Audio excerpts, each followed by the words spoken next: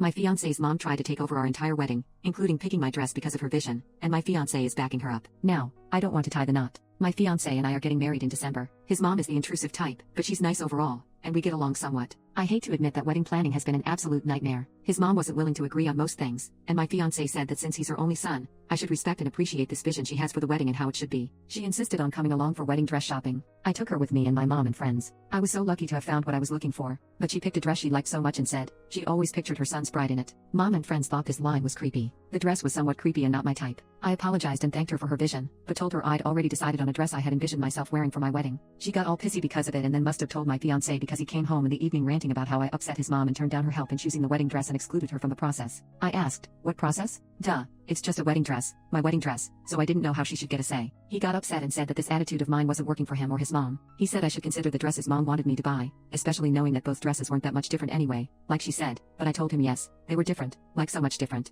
Anyway, we argued about it, and then we dropped it. Yesterday, I came home and found out he had returned my wedding dress and replaced it with the one his mom wanted. I called him, and he was straightforward about what he did and why he did it. I lost it and started screaming at him. He asked me to calm down and give this dress a chance. I refused to listen, so I yelled at him without allowing him to speak. He got home, and we argued. I then went to stay with one of my friends, and he kept calling and texting and saying that I overreacted and it was his wedding, too. So it wasn't cool how I screamed at him. He insisted I give this dress a chance. He went on and on about how his mom has a vision and good intentions and wants what is best for me as her future daughter-in-law. Mom is livid and wants to scream at him and his mom, but my dad said that this isn't worth ruining my relationship with my in-laws. He suggested I wise up and go with the flow, but is it too much for me to be able to pick my wedding dress without being guilted about it just to keep the peace? Update. After staying at my friend's place for 3 days and avoiding my fiance's calls and texts, I knew we needed to talk. I was angry, sad, and confused, but I had to decide what to do next. When I finally answered one of his calls, he sounded relieved and begged me to come home so we could talk. I agreed but told him we needed a calm and honest conversation. When I returned, he was waiting with flowers and looked very upset. We sat down, and I told him how hurt and disrespected I felt when he and his mom took over something as personal as my wedding dress. While I understood his mom's excitement, I explained that this was my wedding,